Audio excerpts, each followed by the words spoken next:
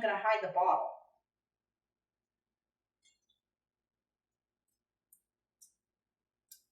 That is 80 proof. Hey, welcome back to Bourbon Blind, where the guys drink what you guys pick. So, somebody mentioned out there in the universes that they wanted to see readily available bottles, and it was brought to our attention that we have not done a lot of them. So tonight's bottle is going to be Jim Beam White Label. I know this is readily available. I honestly don't know how much it is. I think it's like under $20. So I'm really curious to see what the guys say about it. With that being said, if you want to see something on this show, this is your chance to control what we do. As long as I can get my hands on the bottle, or I should say Kyle can get his hands on the bottle, we will put it on the show. Go ahead and message me on Facebook, or you can email me, bourbonblindtasting@gmail.com, or drop a comment in the comment section. For the next couple weeks, we're going to do some readily available bottles, and I'm finding out that there's a bunch we haven't done. So that would be cool. I'm kind of excited about this because you see all the allocated stuff, and then you're like, but can I get it? If you like what you see, hit that like and subscribe. Also, check out us on Facebook, Bourbon Blind Nation.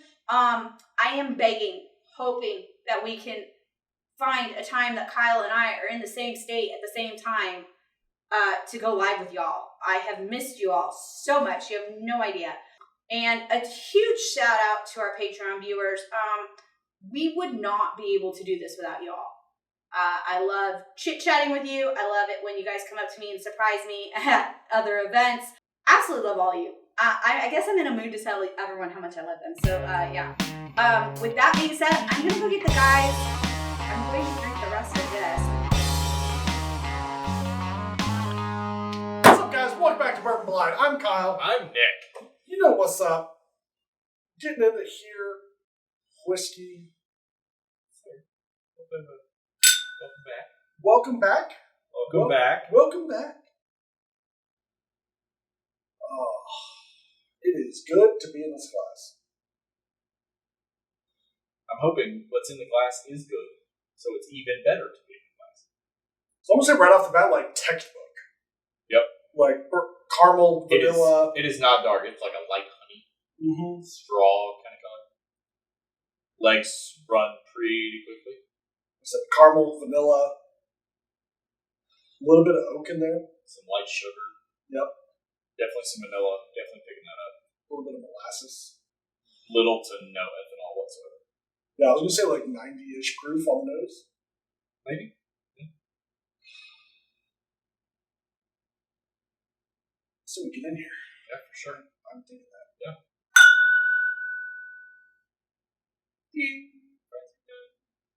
Think fries are done. Think fries are done. Peppermint. I got like a pepperminty thing. There's a little bit on the finish. Yeah. But it hit me right up front and then disappeared, and then it's coming back on the finish. I don't think I've ever gotten peppermint. So the power of suggestion is working. Got spearmint from rye. Mm-hmm. Yeah, this is not like a rye. No, this is a peppermint, not a spearmint. Mm-hmm. Initially, mine was on the very first sip, I was like, "That's just like the nose." Yeah, very similar. The sweetness, the caramel, the vanilla. Oh yeah, all of the stuff that we smelled is there on the palate, and then the peppermint's yeah. I don't know if it's a power suggestion, but there's peppermint. Getting like a chocolatey after the peppermint subsides on the finish. There's like a creamy chocolatey, like you let the little Hershey's bar melt in your mouth. And after you swallow it, you kind of get that feeling, the creaminess going on. Right. I'm not mad at this at all. Mm-mm. No, this is absolutely what I would classify as just a textbook bourbon. This is the nose was textbook. Besides the peppermint, the palate is textbook. Yeah, but the peppermint's just like a little bit of a neat little twist. Yeah, it's not forefront. No, and it's not bothersome. It's there and it's kind of subtle, but it's present. I'm 100% comfortable. 100% comfortable. All the way up. Yeah, full glass. Probably not Full even scent. like a rock slide. Yeah. Half glass, nope. I bet like this over ice. Golden. Yeah, no, this is. Especially like outside mowing the lawn. Just go to town. Your lawn would look terrible, but you would feel fantastic. You would think it looked awesome though. Like the Wolf of Wall Street when he comes home.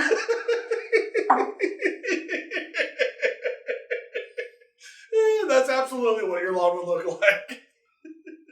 I really enjoy that. I'm going to say on the palate, 90, 95-ish proof. Maybe. Yeah, I'm guessing mid to low 90s. For sure. It would also not surprise me if it was like 85 to 90. Mm-hmm. It's somewhere in that 10 proof point range, I think. It's the 85 to 90. I was going to say 86 to 90. Just not because it's different than 85, but 86 is that like, there's a lot of bourbons that are 86 proof. Yeah. You know what I mean? No, I can see that.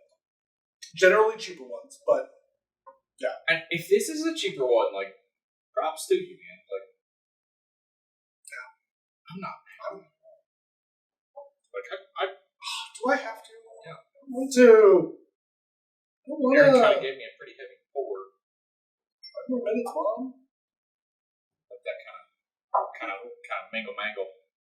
Yeah, I went and just grabbed the glass, and I was like, that's way too early for that. The water is still getting to the bottom of the glass, and I'm going in. So after it sat there and breathed for a minute, the nose, everything's still there, but it's toned way down. It's really settled out to super mellow, very subtle sweetness, low-key sweetness. Yeah. There's less overall, but there's more sweet. Yeah. Like cake batter and like vanilla cake, vanilla frosting, like that buttercream frosting. After it's at everything, like I said, everything's still there. It's just kind of chilled out. Still very enjoyable. Oh yeah. Still a very easy, just pour it and drink it and not care. Mm-hmm. This could be a great mixer. This could be a great, like, pour a big glass. You've had a long week, right? You know, you want to finish out the night by not finishing out the night. Like,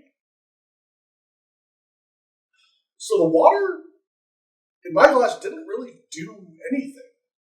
it brought a little bit of ethanol forward on the nose. A little bit. There was literally none. I don't have that. I had a lot more whiskey. Yeah, you have more ethanol in here. That there's there's like nothing. nothing. It's just off. Someone took a light switch and was like, "Hey." But there's like the ethanol. It's not overpowering. There's ethanol. There's still some sweetness. I can still pick up a little bit of vanilla. On the palate, more acidic on the background. See? I can see that. It's like, I can see that. it doesn't taste like graham crackers, but there's something in there that's like, hey, graham crackers.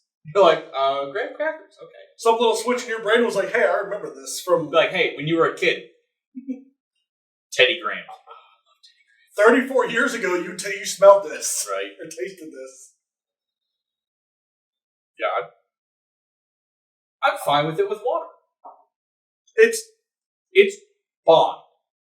This is not a mind-blowing whiskey by any stretch of the imagination. It's totally fine in every respect. yeah. It marks a lot of check boxes. A lot of Like there's nothing wrong with it No. at all. Like This is a bottle you pick up at the liquor store because you're about out of the bottle that you have, and that's the one that you... Old Faithful. Yeah, for sure. Like Old Faithful. Old Faithful. Yeah. This could very easily also be introduce someone into whiskey, because it's not strong. I'm leaning more towards 86 to 90 proof. Yeah. Now that we've had some more time with it, That is good. I would say we're probably 4-ish year, maybe. Yeah. 4 to 6 is my guess. It wouldn't surprise me if it was some. No, let me rephrase that. It would surprise me if it was some sort of bottle of bond. Very much so. Yeah, because I don't feel like this is 100 proof. Yeah, I know. And if it is, like, props to you guys. But, like, this could be a great introduction whiskey. This could be a great, like, I don't care Let me just have something that I'm not going to be upset about. Don't care if somebody pours it with Diet Coke or Mountain Dew. It's a $200 bottle. Right. I would say a solid $40. That's where I was thinking, $35-$40 all day long. Because that's likely, I'm going to say at least 50 to 75% more than the sticker of that bottle is. But that's something I know I could 100% always count on every time. Watch that be like some single barrel store pick. So, yeah, I'm not. Should we see what it is? Far from disciplined. This is totally chill, and I am down for it. Ooh. Jim Beam. White label. Just straight up. Not a damn thing wrong with it. Not a thing wrong with it. So it is probably about 4 years. And it is 80 proof. Okay. It's got a lot of flavor for an 80 proof. Kentucky straight bourbon whiskey, non-age stated, so it's at least 4 years old. Yeah, I was going to say it's about 4, I think maybe 4 to 6. Yep. But I'm sure there's very limited 6-year product in there. I'd say 4 to 5 probably is the majority of what's in there. Yeah. There's nothing wrong with that bottle. If you're watching this, I'm assuming you know who Jim Beam is. They've been around forever. Literally forever. One of, if not the largest Kentucky bourbon producers. The world's #1 bourbon whiskey. It says it on the label. There you go. You can't argue because it says it on the label. It has to be factual then. So, yeah, I am not upset. I think these are like $15. Yeah, it's... You just can't go wrong. I've said it before numerous times. Some of my favorite bottles in my cabinets are cheap bottles. In a $15 to $35 range. And they are the ones I drink the most. Absolutely. Like I do. I've got a couple $100+ bottles. I've got plenty of $60+ bottles. I've got, I don't have a ton of the $15 to $35 bottles. I just have like one of each. Right. Maybe 6 or 8. How many Jim Beam white labels do you need? Right. Like it's not going anywhere. You don't need to stockpile it because no matter, I'm sorry, I would be awestruck if you could walk into a single liquor store in this country and they don't have Jim Beam white label. Maybe like a really bougie one. Like they you know keep what I it mean? they have it, but you've got to ask for it. Right, it's in the back, so I don't want to Yeah. They don't. We don't want to be associated with those people. They had to make room for another $130 bottle of whatever 8-month craft bourbon. I'm not upset about that. Yeah. No, this is another one of those great reminders that cost does not equal. Yeah, I would not be hesitant to just couch pour this thing, or like I said, just get a big old glass of it and some ice and just outside mow the lawn on the beach, full set. Laying in bed, scrolling through TikTok or Facebook, right? Making dinner, watching a movie. Somewhere you want something to sip on, but you just don't. You don't care. You don't care. Yeah. You don't want to sit there because you don't want to think about it. There are plenty of times that I get home. It's man, I really want to pour a good 2-ounce pour and savor it. I want to just take my time with the glass and just really pick it apart. But that's the exception and not the rule. Right. More often than not, it's I just want something that's I know is going to be decent. I know it's going to be good. I know I'm going to enjoy it, and I know that it's not going to be something that I finish a bottle that I'll never be able to get again. Right. That's my most common. Your category. My most common category. That is your algorithm. Which is why my most favorite bottles are in the $15 to $35 range. That I have one of each, and there's 6 bottles on the shelf, right, in that section. That I'll cycle through once every 4, 5, 6 months, and replace a bottle or 2 every 4, 5, or 6 months out of it. And if I have to tell you to go and buy Jim Beam, I don't know why you're here. I don't know what else to say. Yeah, Fred, no. They're doing things. It's good. Just buy it. They've been making family or whiskey in that family for a long time. 1760. So it has the 7 generations on the side. Jacob Beam being first one, right, from 1760 to 1834. I'm not going to go through like the whole list because that's not important. But Fredno has been there since 1957 in his position. Right. There's a reason that stuff is consistent, and that's because their master distillers are consistent. 7 generations of them. Yeah. From the same family. So they are currently owned by Beam Suntory. Jim Beam partnered up with Suntory. So pretty self-explanatory ways of how they got the name. Right. Jim Beam at Suntory, problem solved. Done deal. But yeah, no, they're a massive company. Oh yeah. They have a large number of brands under that umbrella. And I haven't found one in their umbrella that I don't like. They just make solid. So there's something to be said about inexpensive. I don't want to say cheap. Inexpensive bottles of bourbon. Okay, bourbon used to be the blue collar's drink, right? It was the working man's drink. It wasn't the hottie toddy Scotch drinkers, that kind of stuff. Bourbon. This was like you would go to a mine worker, electrical worker, like anybody working in a factory, like more often than not, they had a bottle of Jim Beam just hanging out. They weren't paying $100 for a bottle of Scotch. Like, no, they're probably drinking bourbon. And Jim Beam has been really good about keeping to those roots. Because, like I said, these are still like $15. Knob Creek is what, like $30? Yeah. Knob Creek single barrel, which is a single barrel product at 120 proof, they're $40. $45, yeah. Yeah. I mean, yes, they have Bookers at the now $100 price tag, but one of my favorite Jim Beam bottles, Jim Beam Bonded. Oh yeah. And it's like $25 or $30. It's Jim Beam Distiller's Cut. Yeah, you're never gonna find that. Devil's Cut is good. I enjoy Devil's Cut. The Jim Beam Bonded, like I said, is really good. Really good. Jim Beam Single Barrel. Jim Beam Single Barrel. Fantastic. And those are like $20-$25. Yeah, a single barrel. So Jim Beam Single Barrel, 108 proof. Jim Beam Bonded, obviously 100 proof. And they're both fantastic and delicious. Under $30 all day long. No, like this is another couch pour. This is also another couch pour. Like, look at the color difference. Yeah, between us two, between the 108 proof and the 100 proof. And then, I mean, that's not really a great because it's like the last quarter inch of the bottle. So no, Jim Beam makes some awesome stuff, and they have some great prices. They've been sticking to their roots in that respect. So, I mean, props to them. Bravo.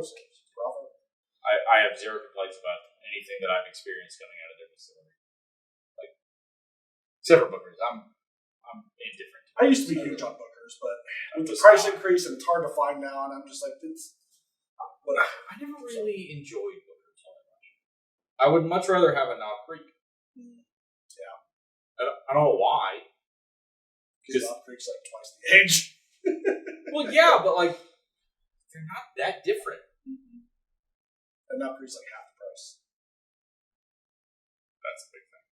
But like, yeah, no, absolutely. Jim Beam's a fantastic distillery. If you don't already have their products on your shelf, like, I don't know what you're doing.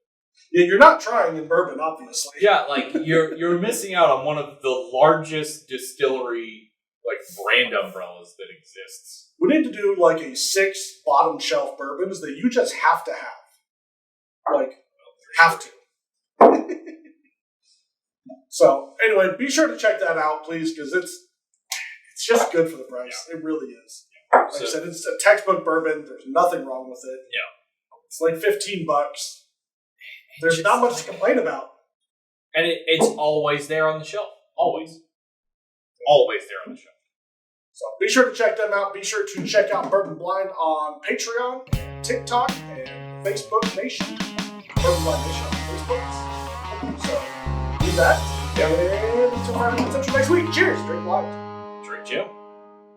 Me. Suntory.